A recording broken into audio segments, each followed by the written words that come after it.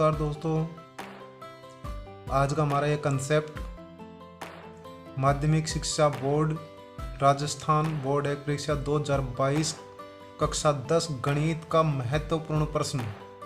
और दोस्तों पूरा विश्वास दिलाता हूँ ये प्रश्न डेफिनेटली इस बार एग्ज़ाम में आएगा और हमेशा प्रश्न ये एग्ज़ाम में आता है।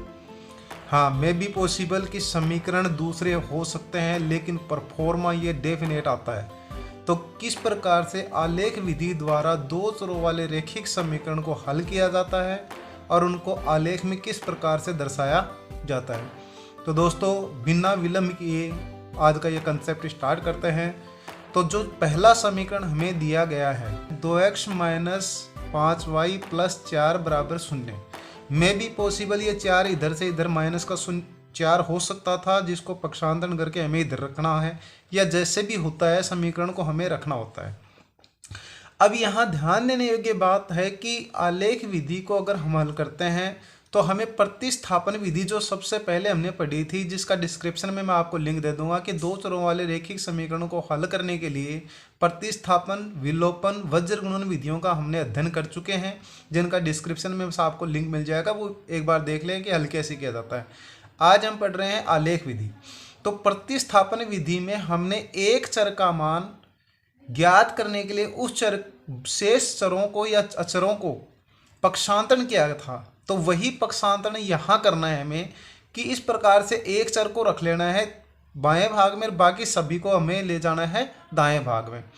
तो हम यहाँ इस समीकरण में, जैसे समीकरण 1 दिया गया था उसमें 2x - 5y + 4 = 0 ये जो दिया गया था, इसमें एक चर को इधर रखना है, बाकी सबको पक्षांतरण कर देना है। देखिए दोस्तों ये 5y इधर, मान लो कि x इधर रख लेते हैं, तो 5y इधर से इधर आ गया प्लस का हो गया, 4 इधर से इधर आ गया माइनस का हो गया। तो क्या हम ये कह सकते हैं कि 2x = 5y - 4, जो प्लस का होता है उससे पहले लिख लेते हैं। -4 + 5y लिखेंगे तो भी आएगा, लेकिन प्लस का संख्या अगर पहले दी गई है तो उसको हम पहले प्लस का लिखते हैं। क्रम बदलने से इसमें कोई प्रभाव नहीं पड़ने वाला।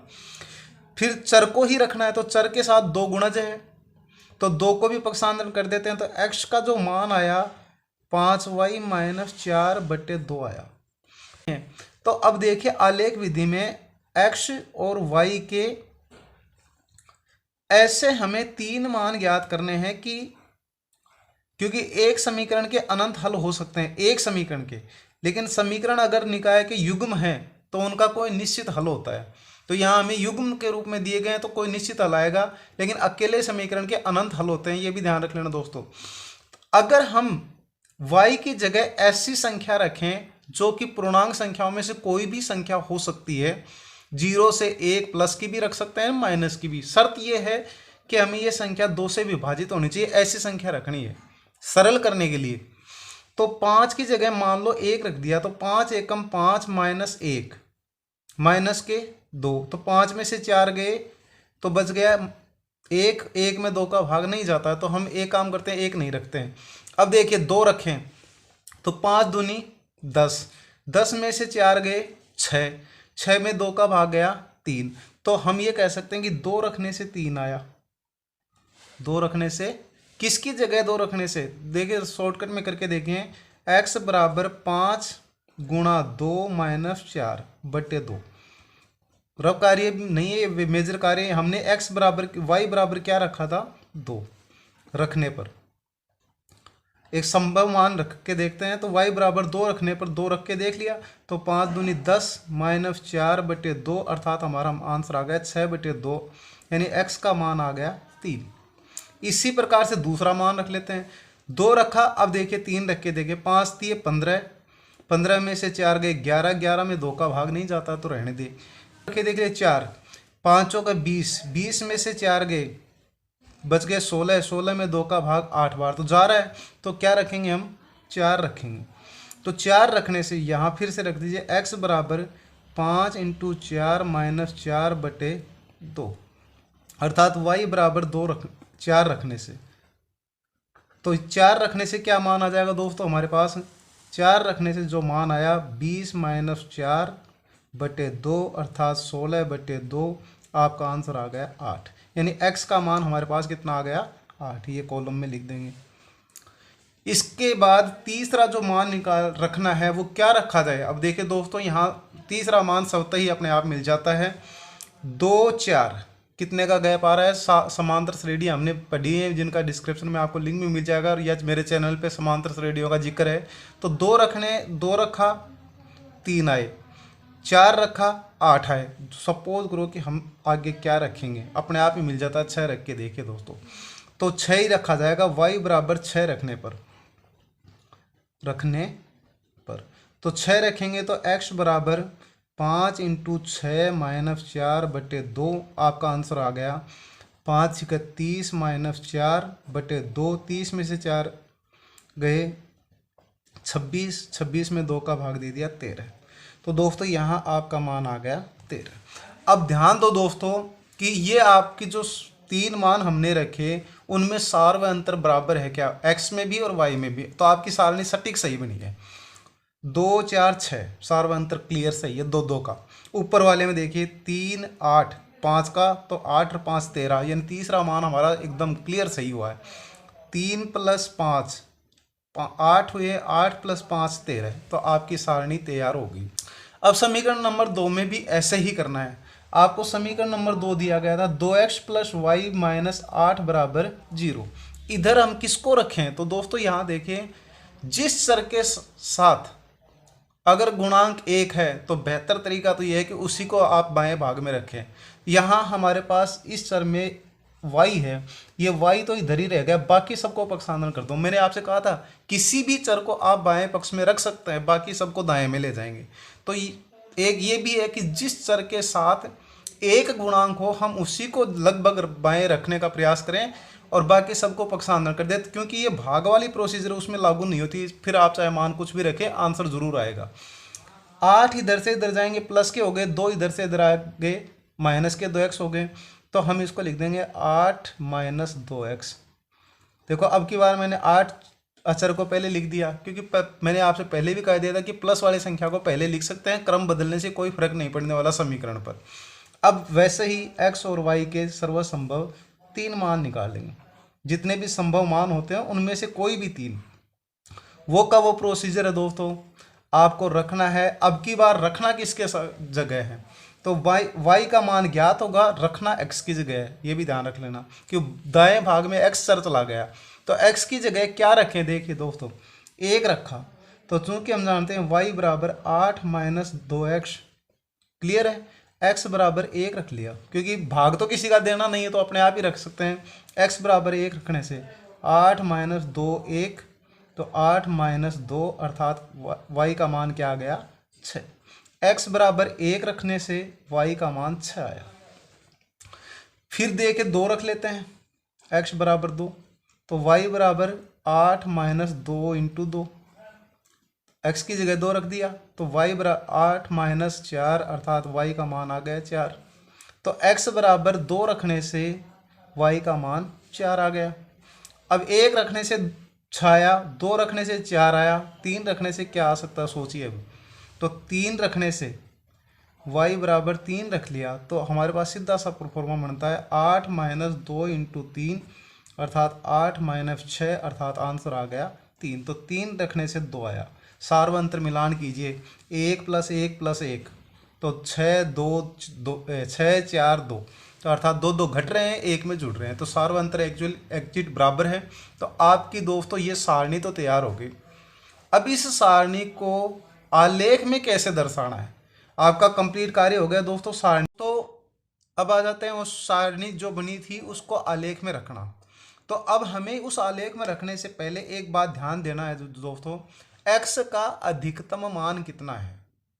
x का जो मैक्सिमम मान है वो दोस्तों रफ कार्य में लिख देते हैं, वो है 13, और y का अधिकतम मान हमारे पास है 6, और इसमें भी 6, तो y का अधिकतम मान हो गया 6। ये आंसर नहीं है दोस्तों, आप कभी ये कन्फर्म मत कर लेना कि ये इसका आंसर आ गया। हमने तो इसको अधिकतम मान देखना था ताकि हम इस ग्राफ को इस प्रकार से देख सकें कि हमारा आंसर क्लियर हो जाए। तो अब ग्राफ में हमें क्या करना है, जो आलेख पेपर होता है उस पेपर में एक ऐसी डिवाइडेशन रेखा खींचनी है। हमारे पास जितनी भी संख्याएं वो प्लस की हैं, तो हमारे पास जो आलेख में रेखा खींचनी है वो इस प्रकार से खींचे कि प्लस के मान 13 आने ही चाहिए एक्स का मान। तो इधर से गिन लीजिए कम से कम 13, एक को छोड़ देंगे, 1 2 3 4 5 6 7 8 9 10 11 12 13, 13 इधर आ रहा है, यहाँ आपका मूल बिंदु। अब जो y का जो मान है वो प्लस का 6, तो ऊपर 6 होने चाहिए कम से कम। तो ऊपर हमारे पास बहुत सारे कॉलम बने हुए हैं, तो उनको हम यहाँ लिख सकते हैं। ये तो आपका हो गया मूल बिंदु। अब एक मूल बिंदु जब ज्ञात हो गया तो उस मूल बिंदु पर एक सीधी सीधी रेखा खींच लीजिए। दोस्तों ये कार्य आप HB पेंसिल से करें, पेन से नहीं करके, डॉट पेन का इस्तेमाल नहीं करें। तो ये रेखा हमने खींच ली। इधर तो हम लगाएंगे x प्लस का और इधर लगाएंगे x माइनस का। फिर हमने यहाँ से एक रेखा खींच ली है, तो ऊपर तो हम लगा लेंगे वैसे ही, ये हमने रेखा बना ली इस प्रकार से।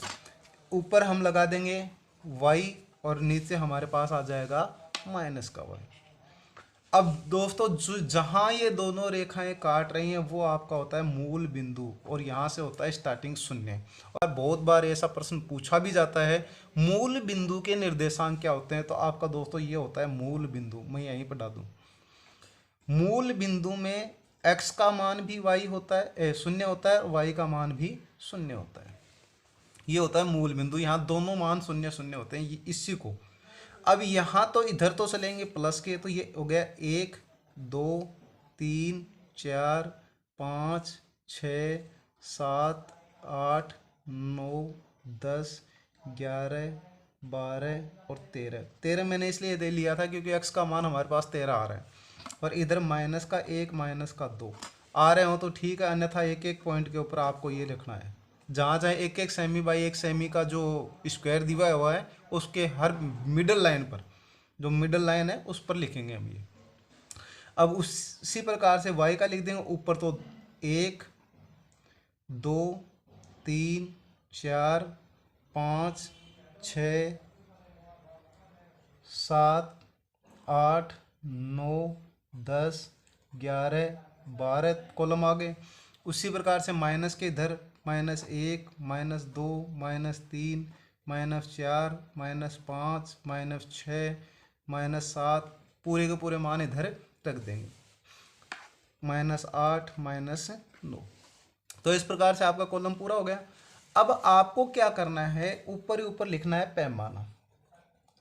पैमाना 1 सेमी स्क्वायर में, 1 सेमी में आपने 1 इकाई ली है, 1 सेमी बराबर 1 इकाई, क्योंकि हमने 1 सेमी में 1 को ही दर्शाया है। अगर कभी कभार हमारे पास संख्या बहुत बड़ी आ जाती हैं कि 1 सेमी में हमें 2 को भी दर्शाना पड़ता है, लेकिन मोस्टली 1 सेमी में 1 को ही दर्शा के कार्य होता है, क्योंकि इतने बड़े समीकरण हमारे पास नहीं आते हैं, एग्जाम में भी नहीं आते हैं। तो दोस्तों हमारे पास जो अब पहली जो सारणी दी गई थी उस सारणी के अनुसार x का मान 3 और y का 2, ध्यान दीजिए प्लस का है, x का मान 3 और y का मान 2, आपका पहला बिंदु ज्ञात हो गया, उसको अंडरलाइन कर लीजिए। ध्यान दो x का मान 3 y का 2, प्लस का था ऊपर y। उसके बाद में दूसरा मान है x का 8 और y का 4, x का मान तो 8 और y का मान 4, इसी सिद्ध में आ जाइए। तो x का मान 8 तो ये रहा आपका 8, और y का मान 4 तो y का मान ये रहा 4, इन दोनों की सिद्ध में आपका ये पॉइंट आ गया, ये रहा। थर्ड मान है आपका 13 और 6, तो x का मान तो 13 और y का मान 6, तो आपका ये मान थर्ड आ गया। दोस्तों तीनों मान हमने, यानी तीनों बिंदु हमने सही से ही प्रॉपर रख लिए। अब उन बिंदुओं को मिलाकर देखिए क्या वो एक सिद्ध में है। दोस्तों अगर आपने समीकरण को सही तरीके से हल किया है और सारा मान अगर सही निकाला है, तो आपका जो तीनों बिंदु होंगे वो एक संरेख होंगे, एक सिद्ध में होंगे। आपने पहले समीकरण को क्लियर कर लिया, रेखा में दर्शा दिया, उसी समीकरण को इस पे कहीं भी रख देंगे, अर्थात 2x - 5y + 4 = 0। ये समीकरण हमने इस रेखा के द्वारा दर्शाया है। कंप्लीट काम 1। अब नंबर 2 पे चलते हैं। x का मान 1 और y का 6। चलिए x का मान 1 और y का 6, तो दोस्तों यहाँ देखिए आपका बिंदु प्राप्त हुआ, ये डेफिनेट है, यही हुआ। उसके जस्ट बाद में दूसरा कॉलम दर्शा लीजिए, x का मान 2 और y का 4, x का मान 2 y का मान 4, आपका बिंदु रहा ये। दो बिंदु आ गए। थर्ड बिंदु, तीसरा बिंदु और निकालिए, x का मान 3 और y का मान 2, अर्थात ये 3 और ये 2, इसी पर वापस आ गया। तो दोस्तों फिर आप देखिए, दो घूम फिर के यही तीनों बिंदु फिर संरेख हैं। तो फिर संरेख है, अगर दोनों एक कॉमन आ जाते हैं तो एक डबल राउंड मार देंगे हम इस पर, आपका ये दूसरा समीकरण का रेखा बन गई या संरेख है।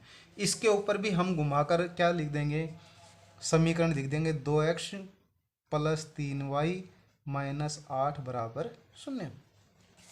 अब जहां ये समीकरण जहां ये रेखाएं एक दूसरे को प्रतिच्छेद कर रही हैं, वहीं आपका आंसर है। कहाँ प्रतिच्छेद कर रही हैं? इस बिंदु पर। ये बिंदु कहाँ है, मिला के देख लीजिए दोस्तों। ये बिंदु यहाँ था, तो x का मान तो आपका आ गया 3 यहाँ था, और y का मान इधर मिला के देख लीजिए, आपका ये आ गया आपका y का मान। इसलिए हम कह सकते हैं x बराबर 3, y बराबर 2। ये आपके आंसर आ गए, वो भी किस विधि द्वारा? आलेख विधि द्वारा। तो दोस्तों ये थी आपकी आलेख विधि। 100% दावा करता हूँ कि ये एग्जाम में ज़रूर आएगी।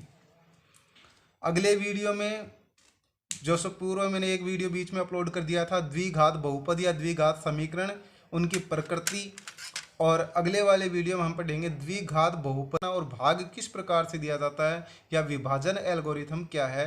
तब तक के लिए धन्यवाद दोस्तों। नेक्स्ट वीडियो के लिए दोस्तों, परीक्षाएं नज़दीक हैं।